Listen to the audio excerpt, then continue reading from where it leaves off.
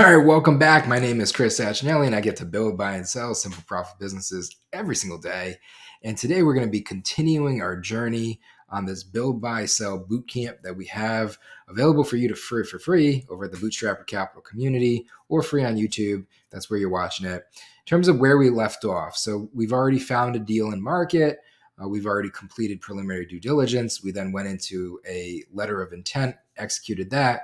We now are in the process of completing diligence and at the same time accomplishing what the scope of today's video is, which is implementing and completing a 100-day plan, right? So this is something that's specifically strategic to us and our approach, right? We love to do this at the same time of completing diligence. It's not the typical process that most folks follow, but we have a why behind it. It's a very strategic why. It's something that's a little bit of our special sauce in a sense, and we want to share it with you, right? So that you can be in the best possible position as you move forward with potentially acquiring, your next deal. Before we get into the why behind the 100-day plan or even what it is, I do want to remind you, right, this information is provided for purely educational purposes. It is me sharing my insights through my journey of build, buying, selling. And before you do anything, please consult with a licensed professional before making any decisions on the information provided in this video, any others, or really, any good timely decisions in general when it comes to buying or selling a business, right? So that being said, let's jump on into it. What is a 100-day plan? A 100-day plan is really the structured approach. It's the strategy. It's the accountability, right? So with Simple Profits and Bootstrapper Capital, we heavily promote, in fact, we actually sell as a service, the structure, strategies, and accountabilities to get to simple, profitable outcomes. That could easily be assumed or represented or otherwise seen as what could also be a 100-day plan, right? So, with Simple Profits, we have our operating system. We have our business operating system, which we help businesses implement. By implementing a business operating system, you're completing diligence. So you are completing to a certain extent your due diligence, but at the same time as completing your due diligence, you're also doing so in a structured manner that strategically helps you design what could be your 100-day plan, right? So the whole goal with a 100-day plan is once I take possession of this deal, say this deal goes through, say we complete diligence, we're able to make it through to the finish line.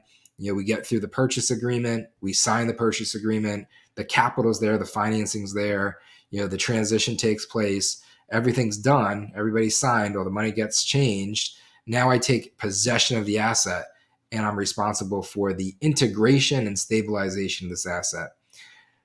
The 100-day plan is what you are going to do in the first 100 days of that process. For the moment that you take possession forward, it's what are you doing in terms of goals, prioritize tasks, timelines, what resources need to go into that, the progress that you're planning on taking in terms of benchmarking against where you are to where you want to be.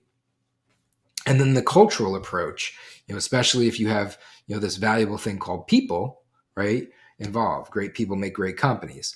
So for all of those reasons and definitely more, having a 100-day plan is extremely important if you intend to close on a business and you intend to do this successfully in a sustainable manner with as little risk as possible.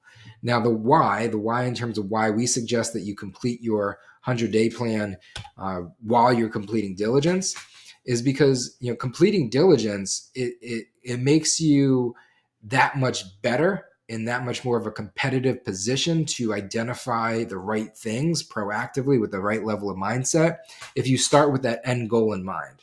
And by completing a 100-day plan, you have that picture of, hey, I'm taking possession of this thing, right? So if you're building your 100-day plan, which is what are you doing once you're running it and responsible, the same time that you're running through the diligence, it's kind of additional a higher level of acute accountability on you to be able to focus on identifying the risks inside of your diligence, identifying the opportunities inside of your diligence, and the 100-day plan itself becomes this really great container where you can keep track of everything and then actually put qualified work forward.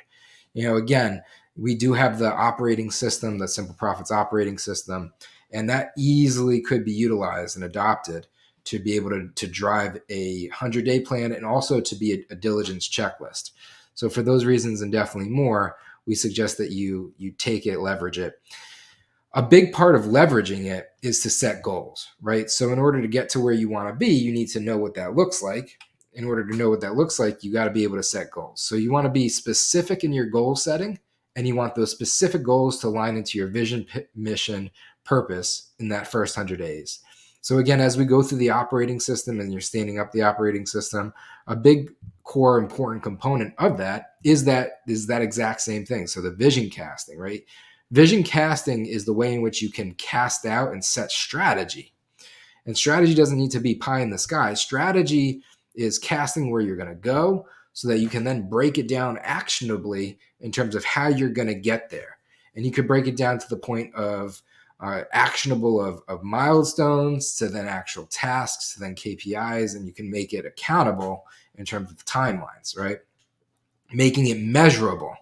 So a big part of setting up a good 100-day plan is making things as accountable and measurable as possible. And by forcing yourself to be able to deal with time, you're also forcing yourself to acknowledge the things like constraints, specifically constraints around things like resources being people, technology, capital, right? Because you only have a limited amount of everything. So you have to make good, timely decisions in terms of the allocations of what's getting done, what's important, prioritization, ranking, and retrieving, right? All of these things put you in a better, more accountable position to make better, timely decisions as you're working through your diligence process, as you're negotiating in terms of your purchase agreement, and then especially once it comes time to taking possession and getting into your integration, right? Don't be reactive, always be proactive, right? Big part of being proactive is setting prioritized tasks, right? So you want to be able to set your goals, and then you want to be able to rank and retrieve how they're going to be achieved. And again, the ranking and the retrieval, that comes off of the allocation of resources, right? So I oftentimes look at myself as my job and my function and my role being a capital allocator. But in terms of capital allocation, you also have, the word capital could be replaced with a number of different types of things, financial capital, human capital, time capital, technology capital, right? So it's really a resource allocator at the end of the day. And your job is to acknowledge the fact that you have a constrained amount of resources, a unique and finite amount of resources at your disposal, and you have a clear goal in which you need to achieve. And your number one job as a leader, your number one job as a deal maker, your number one job as an operator, your number one job as a fill in the blank is to make good, timely decisions in how we're going to allocate these finite resources to achieve these specific goals. The more specific in which you can be, the better in which you can do. And then that puts you in a position to start to prioritize. So you got to break big goals down into small chunks, right? We oftentimes call it the success formula. You start at the end result, you work your way back, and then you acknowledge the resources and risks, and you play your way forward, right? It's all about prioritization and making sure that you're in a good, timely position to be able to get to your end outcomes. Tied to that is timeline, because timeline becomes accountability. Again, this is a 100-day plan. So it's not a 1,000-day plan, right? It's a 100-day plan. So you got 100 days to be able to get these finite number of things done. And what it forces you to do is say, what's possible versus what's necessary? What's a want versus a need, right? And it forces you to be accountable in terms of being realistic, right? So if you're looking at the deal and you're diligencing the deal and you're realizing, oh, wow, there's a lot of problems here. There's let's just talk about operational diligence, right?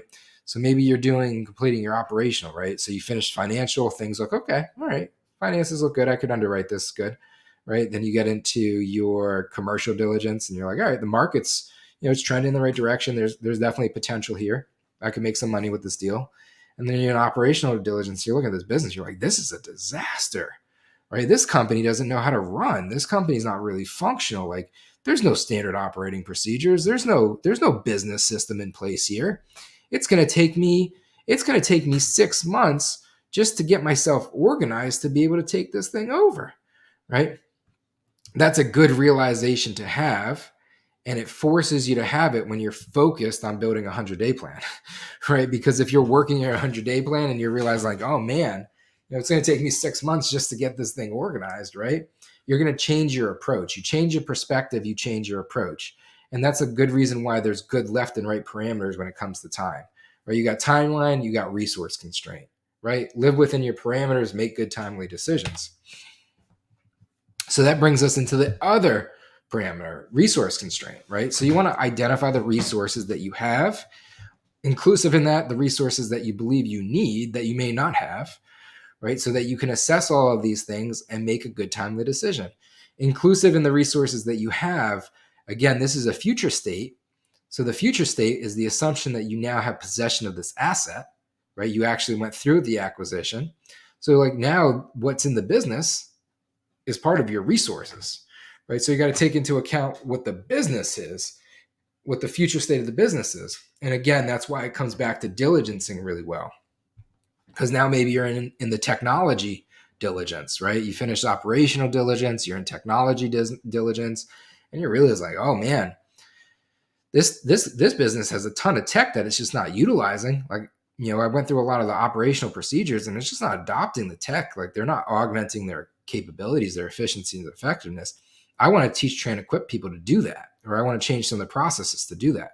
Or you realize, so now you can capture those efficiencies. That's great. That's something to do inside your 100 days, stabilize the business, get you in a position to optimize, right? Or maybe you're realizing like, oh man, this company's got like no technology, right? Or like, oh man, this company's got a lot of legacy tech.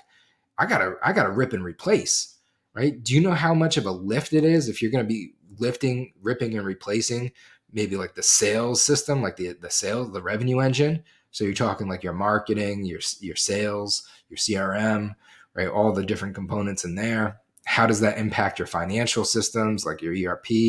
Like how are you collecting, invoicing for revenue, collecting revenue recognition, right? Like all of those things, all those components inside of the business system, right? All the resources that you have at your disposal to be able to accomplish these things. You got to identify the gaps and then how you're going to allocate your resources effectively to be able to fill them and achieve the goals, right? So very important. Now, while you're doing these things, it's important to stay conscious, right? So this is now future state. It's important as you're working through this to have an idea of the future state. So you're making good, timely decisions as you're building your plan. But at some point, you got to acknowledge the fact that you're going to put your plan into action, right? So let's assume that you close on the deal. Now you're leveraging your 100-day plan. You got to know the fact that like now I got to execute this thing in 100 days. So I got to have like a way to know whether or not I'm progressing appropriately. So you got to strategically be able to build into your 100-day plan a way to measure your goals and measure your milestones, keep track of these things, and then be able to look at them, monitor them, and analyze and interpret whether or not you're on point or off point, right? Thinking about this proactively, again, putting yourself in the position of the future self state, it puts you in a position of proactivity to, again, build a better plan. So that when you have that plan and it's time to utilize that plan, it works better, right? And you can actually leverage it to the best of your ability. Same time, it's important to celebrate your successes, right? Because this is a big process. It's also just all a moment in time, right? 100 days comes and goes, and then you're going to own this asset thereafter, right? So it's all just a moment in time. And there's a lot of people. That's a big lift, right? So there's people involved. And the reality is you need to appreciate people, right? People are human beings. People are people, right? People aren't tech.